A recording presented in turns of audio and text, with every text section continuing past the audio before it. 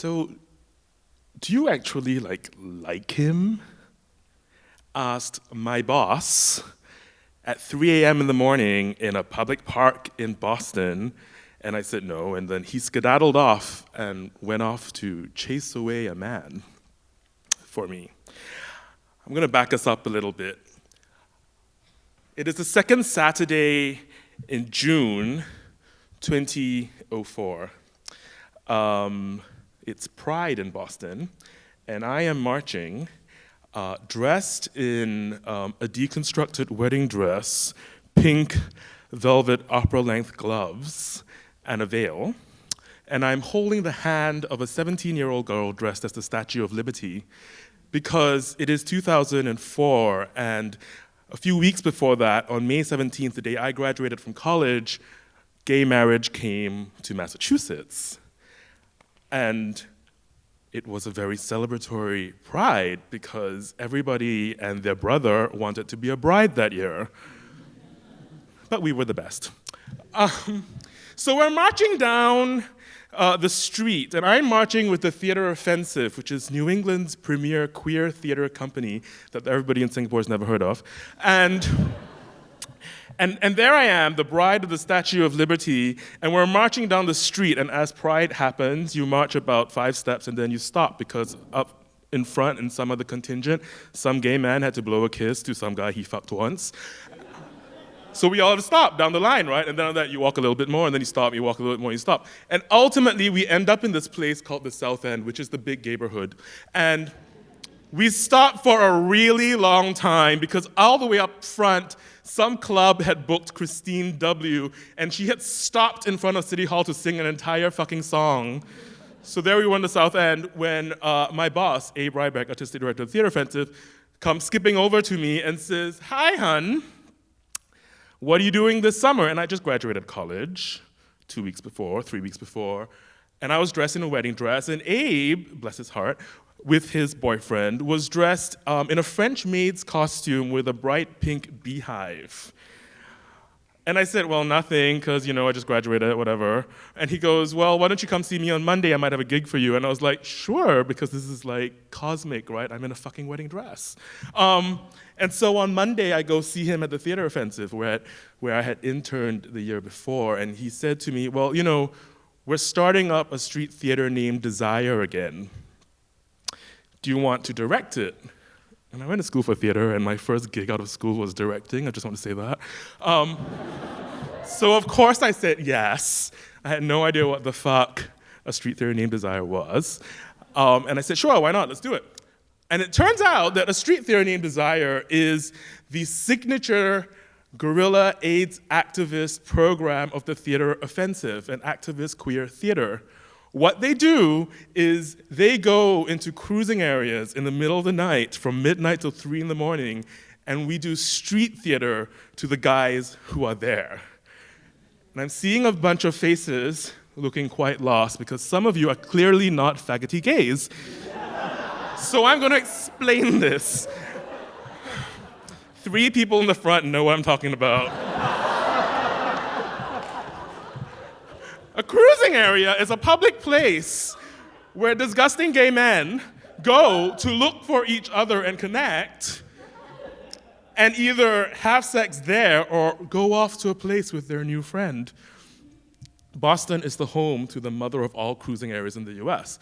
It is home to a park called the Fens, where there is written record of men meeting that goes back over 100 years.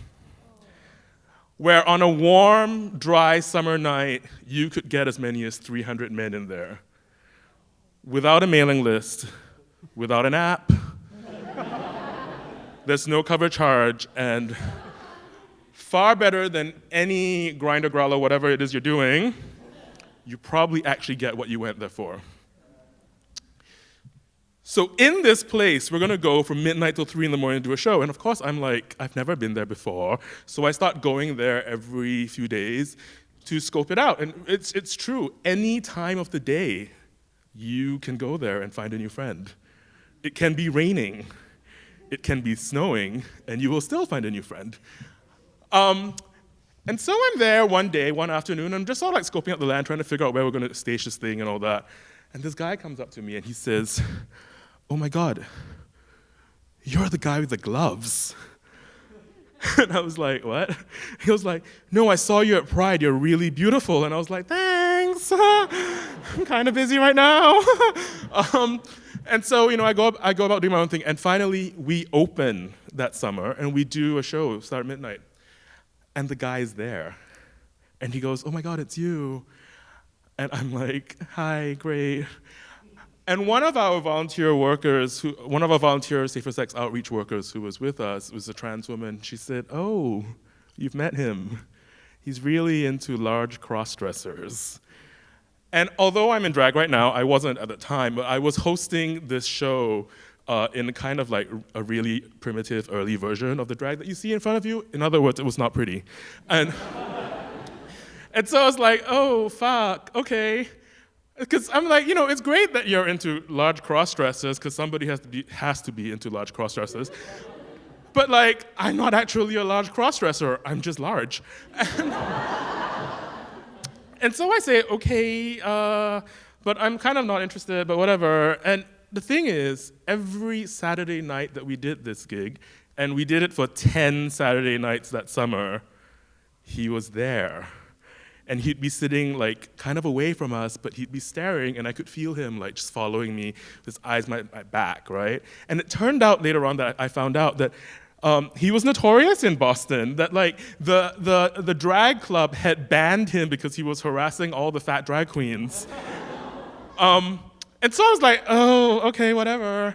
And then on our last night, he decided that because it was our last night and we announced it, he came up to me and said, "Oh, it's me, and I think you're really beautiful," and blah, blah, blah. And I was like, "Great, thanks, now you're really fucking creeping me out," because it's 3 a.m, and I'm supposed to be like all, loving the community.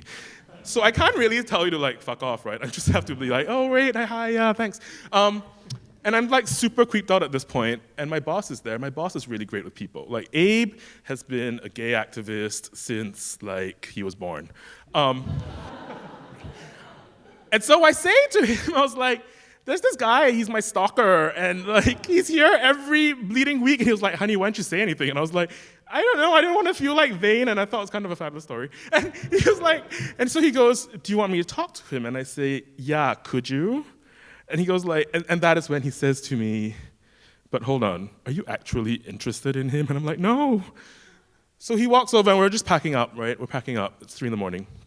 He walks over and talks to him, and Abe comes back to me and says, "He's homeless and he sleeps in the fence. But yeah, he's kind of into you." But I told him it's not gonna happen. I told him that, but he sleeps here.